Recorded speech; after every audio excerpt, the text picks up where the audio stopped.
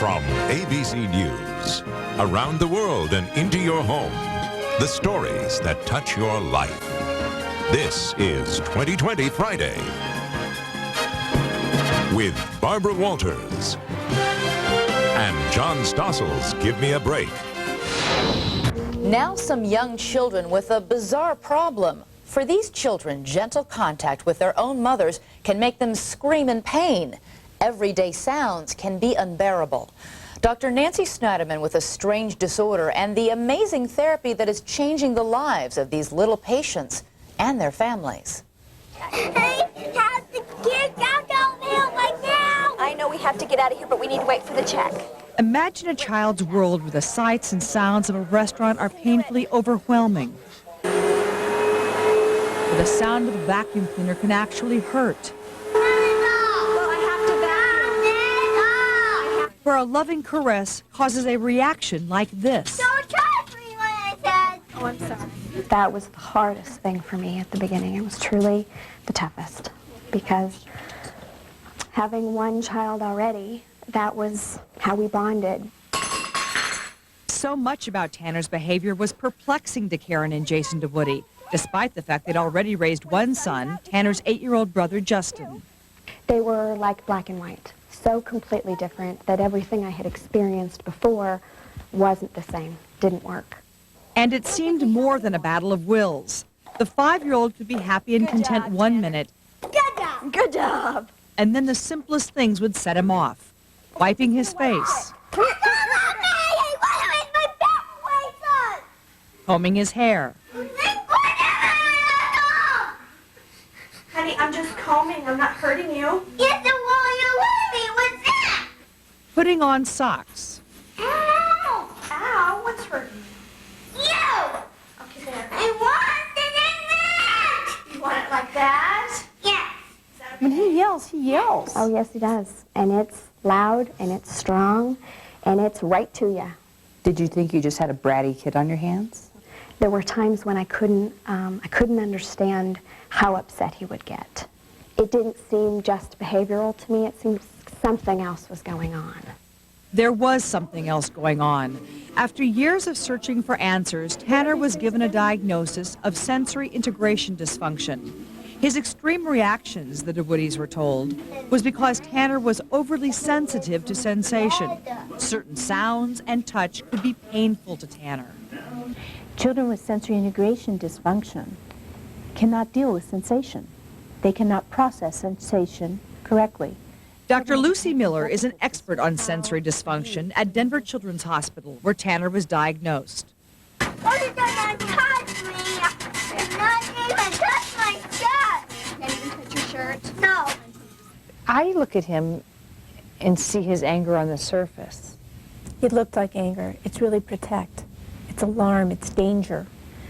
His nervous system is saying, this hurts me. Almost everyone has some sensitivity to sensation. You may hate crowds. The smell of perfume may nauseate you.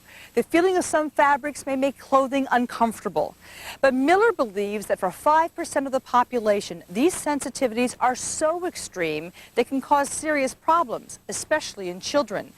Difficulties that she says can be misdiagnosed as severe behavioral problems, even attention deficit disorder. Little is understood about sensory dysfunction, but Miller and her research team are beginning to unravel this mysterious disorder.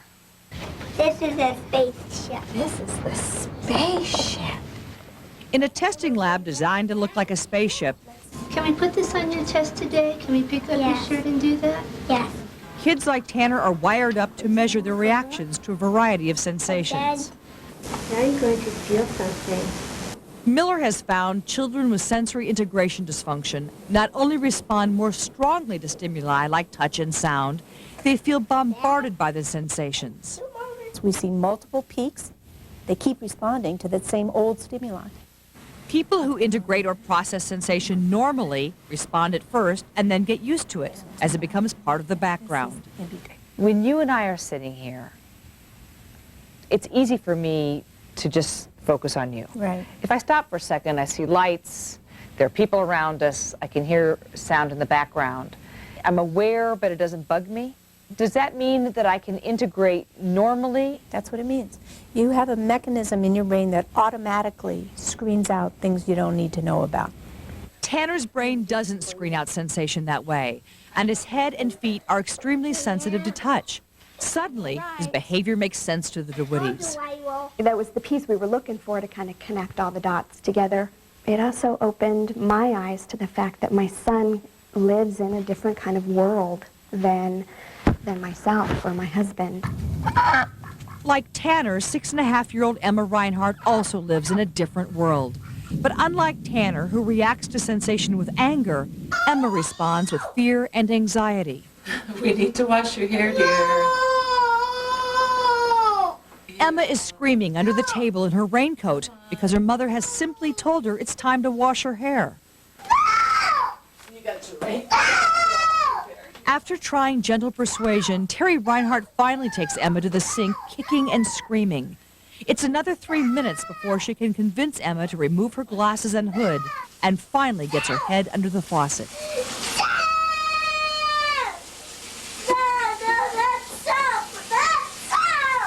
Emma's head is extremely sensitive to touch, and she finds the sound of running water painful. She's also petrified by the size and feel of a bathtub.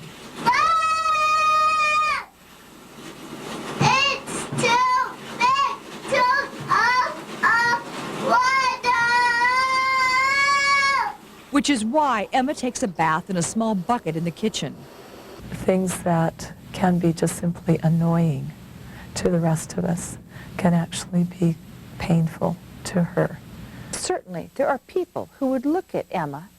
There would be people who say, get a life. Right. Grab that kid and put her in the bathtub. Right.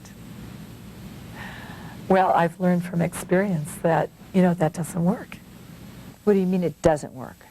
I mean, she'd just completely lose it. Although to look at Emma, it's hard to see anything wrong, TERRI and Chris knew early on there was something different about their daughter. We would bring her to the table, even in her infant chair. And if anybody in the family would laugh, she would immediately start to scream.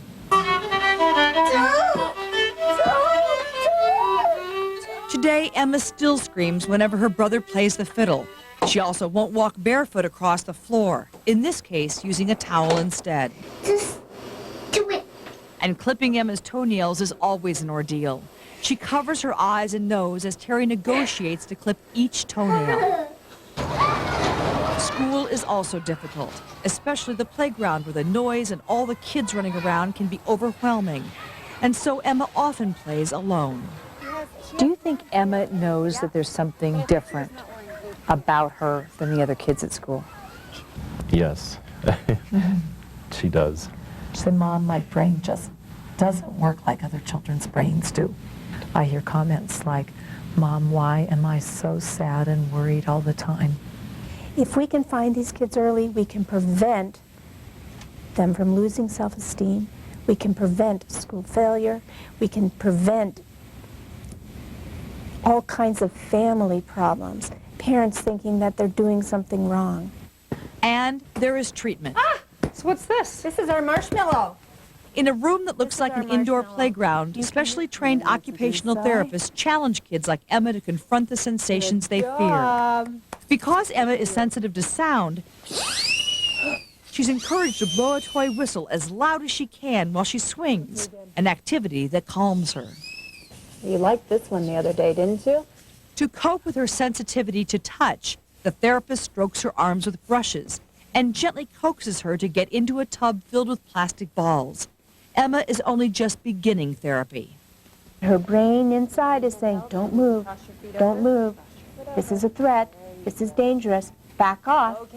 But at the same time, she sees all these beautiful balls and they look so much fun and she wants to jump in so that the motivation to play is greater than the fear that she feels from the tactile stimulation. It's a way of allowing a child to come to grips with his or her environment. Is that fair? That's fair. This one is the blue one.